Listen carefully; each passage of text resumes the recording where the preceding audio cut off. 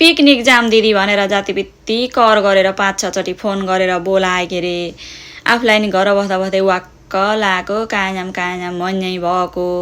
त्यहाँबाट गएँ के अरे यहीँबाटै मलाई त के को पिकनिक बोलाएका हुँदा तिनीहरूको टिम नपुगेर बोलाएका का ग्रुपमा पैसा थोरै भएर तिनैको फोटो भिडियो खिचिदिने टिकटकेहरूको क्यामेराम्यान बोलाएका का मलाई त दिदी बहिनी भेट भयो बेला रमाइलो गर्लान् नाच्लान् गाउलान् मिठो मिठो पकाउलान् खालान् मिलेर पकाउँला भनेर गएको यहीँबाटै फोक्या गइछु भन्ज्याइ भएको यति मासु चलाए पनि फोटै खिच्दे भनेका छन् यति अचार बनाए पनि फोटै खिच्दे भनेका छन् लौ यताको भिडियो बनाइदे भनेछन् त्यताको भिडियो बनाइदे भनेछन् अझ राम्रो भिडियो बनाइदिनस् अरे राम्रो फोटो खिच्दिनस् अरे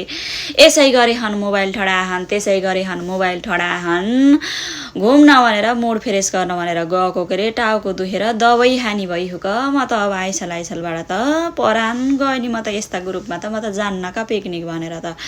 1000 रुपियाँको मासु ल्याएर घरै पर भुटेर केटाडीसित खावा बाबुहरू केटाडी नि कति खुसी हुँदा हुन्